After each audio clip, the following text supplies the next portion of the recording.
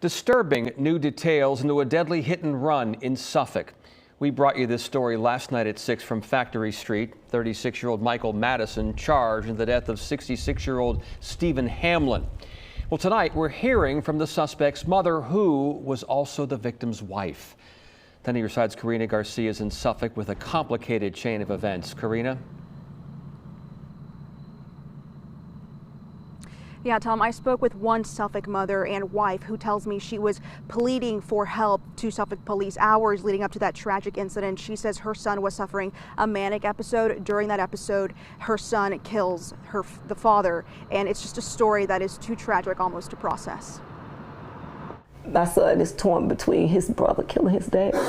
Police say 36-year-old Michael Madison faces charges of second-degree murder, assault on a police officer, and felony hit and run after striking and killing his own father, 66-year-old Steaven Hamlin. Tonight, Steaven Hamlin sits surrounded by family, grieving the loss of both her husband and her son. My son, he's bipolar, schizophrenic. He was having a manic episode. For nearly 3 hours leading up to the crash, Steaven explains she was on the phone pleading police to help her son. She says police eventually sent a crisis-trained officer. She went and talked to him, and he said, well, it's nothing I can do. And I said, what do you mean nothing to do? He said he's not combative. At one point, Steaven says she even had Madison's counselor call police to intervene. I'm afraid he's going to get in his car and drive. And he said, well, we'll take his license plate number. And if he leaves, you just call us. Madison got into his car, saying he thought he was under attack. My husband just happened to be the first person on the street that he seen, and he just ran into him. He didn't know who he hit. He just hit him. And the system failed my son, and he killed my husband. I begged them. I begged them for help. I cried to them. I said, he needs some help. I said, he's talking out of his head.